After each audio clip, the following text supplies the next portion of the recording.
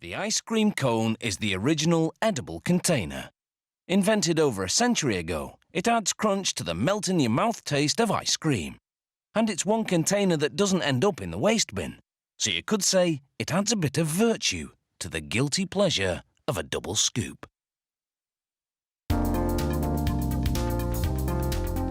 The first ice cream cones were rolled waffles, and today's cones are simply modern versions of that.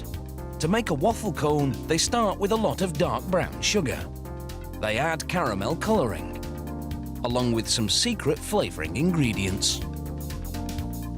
They pipe water into the blender. It's ice cold to keep the batter from getting too sticky. A computer controls the flow of flour into the mix from a tank a floor above. They add vegetable oil as a giant beater mixes all the ingredients. The batter then flows out of the blender and into a refrigerated tank. At this point, the blend is the consistency of pancake batter, and an agitating blade keeps it that way. Next, nozzles deposit measured amounts of batter on a baking plate that looks like a moving waffle iron. Top plates flip down and the baking plates roll through a gas-heated oven for a quick bake.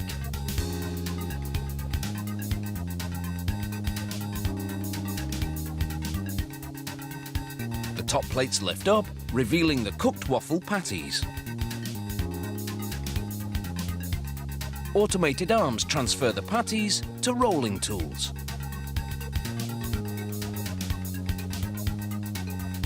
The tools grab them and twist them into cones.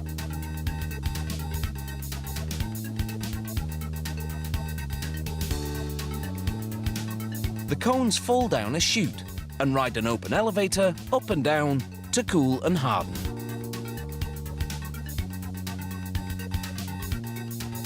The waffle cones slide down another chute and move into lanes on a conveyor. Automated fingers adjust their position to prepare them to slide into paper jackets.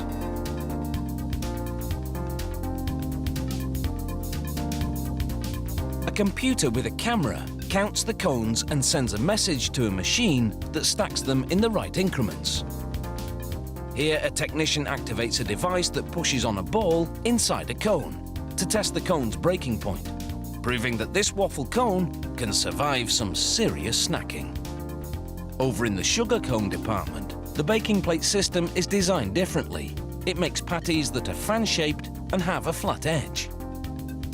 This, combined with the type of batter used, means sugar cones are stronger than waffle cones, so they're a more popular choice for hard ice cream. Packers stack the cones in styrofoam trays. Then the packages travel through a curtain of high-density polyethylene film.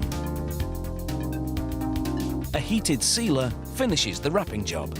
An X-ray machine sends information about the contents to a computer that counts the cones and alerts the company to any problems. Next, automated arms pick up cartons and open them, so the packs of cones can be inserted. Meanwhile, they mix up colourful batches of cake cone batter. Cake cones are less sugary and have more cake-like texture, as the name implies. They pump the batter into upright moulds. Cake cones are shaped very differently than waffle and sugar cones. They have flat rather than pointed bottoms. Metal cores plunge into the moulds to complete the shape. This action also affects the texture of the cake cone, so it turns out flakier.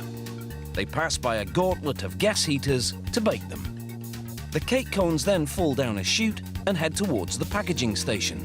Unlike the other cones, they don't need a long cooling down period. They come out flaky and crisp.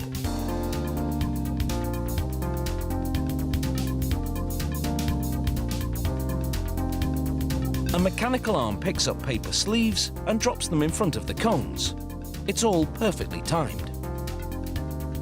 These cones, in all their various shapes and sizes, are on their way to an ice cream van near you. And if it's anywhere near me, I'll have a 99